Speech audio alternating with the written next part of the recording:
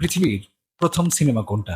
বেশিরভাগ মানুষ হয়তো বলবেন লুমিয়ের ব্রাদার্স সিনেমা, আবার কেউ বলবেন থমাস এডিসনই সিনেমার জনক। কিন্তু যদি বলা হয় এ দুজনের আগেও একজন মানুষ এমন একটা চলচ্চিত্র তৈরি করেছিলেন যাকে আজ বিশ্বে প্রথম টিকে থাকা চলচ্চিত্র হিসেবে স্বীকৃতি দেওয়া হয়, আরো অবাক করা বিষয় হলো সে মানুষটা হঠাৎ একদিন ট্রেনে উঠলেন, তারপর আর কোনোদিন ফিরে এলেন না। না পাওয়া গেল তার দেহ, না জানা গেল তিনি কোথায় হারিয়ে গেলেন। এমনকি অনেকে বিশ্বাস করে যদি তিনি হারিয়ে না যেতেন তাহলে আজ আমরা সিনেমার জনক হিসেবে অন্য একজনের নাম জানতাম। আজকের ভিডিওতে আমরা জানবো পৃথিবীর প্রথম চলচ্চিত্রের জন্ম, লুইলি প্রিন্সের রহস্যময় অন্তর্ধান, থমাস এডিসন ও লুমিয়ের ভ্রাতৃদ্বয়ের ভূমিকা, এবং কেন আজও ইতিহাসবিদদের মধ্যে এই প্রশ্নটি নিয়ে বিতর্ক রয়েছে, সিনেমার প্রকৃত জনক কে। আজ আমরা স্মার্টফোনে চাইলে মুহূর্তে ভিডিও ধারণ করতে পারি, কিন্তু 19 শতকের মাঝামাঝি সময়ে চলমান ছবি ধারণ করা ছিল মানুষের কাছে এক অসম্ভব স্বপ্ন। বিজ্ঞানীরা জানতেন মানুষের চোখ খুব দ্রুত পরপর দেখানো স্থির ছবিকে চলমান ছবি বলে মনে করে। এই ধারণার উপর ভিত্তি করে তৈরি হয়েছিল বিভিন্ন অপটিক্যাল খেলনা, যেমন জয়ট্রপ ও প্রাগজিনোস্কোপ। এগুলো মানুষকে চলমান ছবির ভ্রম দিত, কিন্তু বাস্তব দৃশ্য ধারণ করতে পারত না। সেই অসম্ভব কাজটি করতে চেয়েছিলেন এক ফরাসি উদ্ভাবক, লুইলি প্রিন্স। সময়টা 1888 সালের অক্টোবর। ইংল্যান্ডের লিডস শহরের একটি সাধারণ বাগানে পরিবারের কয়েকজন সদস্য হেঁটে বেড়াচ্ছিলেন। মুহূর্তটা খুবই সাধারণ, কেউ হাসছেন, কেউ হাঁটছেন, কেউ ক্যামেরার দিকে তাকাচ্ছেন। মাত্র 2 সেকেন্ডের সেই দৃশ্যই আজ পরিচিত রাউন্ড হে গার্ডেন সিন নামে। এটি বর্তমান বিশ্বের সবচেয়ে পুরনো টিকে থাকা চলচ্চিত্র। মজার বিষয় হলো লুইলি প্রিন্স এটি বানানোর সময় জানতেন না যে তিনি ইতিহাস সৃষ্টি করেছেন। তার লক্ষ্য ছিল এমন একটা যন্ত্র তৈরি করা যা বাস্তব জীবনকে চলমান ছবিতে ধরে রাখতে পারে। সালটা ছিল 1890।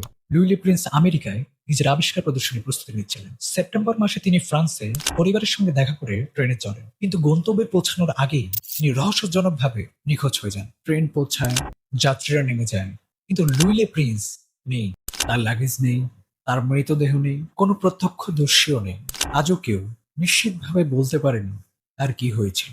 কেউ বলেন আত্মহত্যা, তো কেউ বলেন দুর্ঘটনা, আবার কেউ মনে করেন তাকে হত্যা করা হয়েছিল। আসলে কোনো তত্ত্বই প্রমাণিত নয়।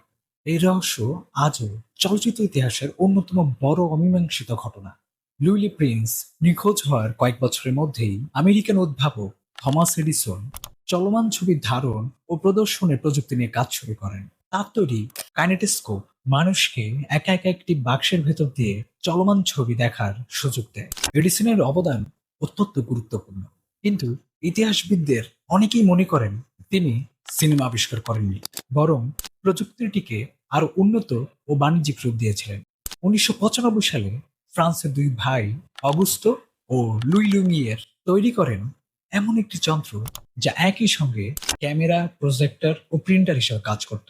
তারা জনসম্মুখে চলচ্চিত্র প্রদর্শনের আয়োজন করেন। সেই প্রদর্শনীতে দেখানো হয় workers living the Lumière factory. এটা ছিল প্রথম দিকের সফল জনসাধারণের মধ্যে চলচ্চিত্র প্রদর্শন। এই কারণেই অনেকেই লুমিয়ার ভ্রাতৃদ্বয়কে সিনেমার জনক বলে থাকেন, কারণ তারা শুধু চলচ্চিত্র ধারণ করেননি, মানুষকে একসঙ্গে বসিয়ে সিনেমা দেখার সংস্কৃতির সূচনা করেছিলেন। এখানেই শুরু হয় ইতিহাসের সবচেয়ে বড় বিতর্ক। যদি প্রশ্ন হয় প্রথম চলমান চলচ্চিত্র কে ধারণ করেছিলেন, তাহলে উত্তর লুইলি প্রিন্স। যদি প্রশ্ন হয় সিনেমাকে বাণিজ্যিকভাবে জনপ্রিয় করেছিলেন কে, তাহলে উত্তর লুমিয়ের ভ্রাতৃদ্বয়। আর যদি প্রশ্ন হয় চলচ্চিত্র প্রযুক্তিকে শিল্পে রূপ দিতে গুরুত্বপূর্ণ ভূমিকা রেখেছে কে, তাহলে থমাস এডিসনের নামও অবশ্যই আসবে। অর্থাৎ সিনেমার জনক একক কোনো ব্যক্তিকে বলা কঠিন। ইতিহাসের বিভিন্ন ধাপে বিভিন্ন মানুষের অবদান মিলে আজকে সিনেমার জন্ম হয়েছে। একটা 2 সেকেন্ডের ভিডিও, একজন রহস্যময় উদ্ভাবক, একটি নিখোঁজ হওয়ার ঘটনা, আর তারপর জন্ম নিল এমন একটা শিল্প যা আজ বিশ্বের সবচেয়ে শক্তিশালী বিনোদন মাধ্যম। হয়তো লুইলি প্রিন্স যদি সেদিন সে ট্রেন থেকে নিরাপদে ফিরে আসতো, তাহলে আজ প্রতিটি চলচ্চিত্রের শুরুতে আমরা অন্য একটা নাম মনে রাখতাম। ইতিহাসের অনেক সত্যের মতোই সিনেমার জন্মের গল্প একেবারে সরল নয়। এটি আবিষ্কার, প্রতিযোগিতা, ব্যবসা, রহস্য এবং সময়ের এক অসাধারণ মিশ্রণ। তাই পরের বার আপনি যখন সিনেমা দেখতে বসবেন, মনে রাখবেন সে যাত্রার সূচনা হয়েছিল মাত্র কয়েক সেকেন্ডের একটি ভিডিওর মাধ্যমে, যা আজও চলচ্চিত্র ইতিহাসের অমূল্য সম্পদ।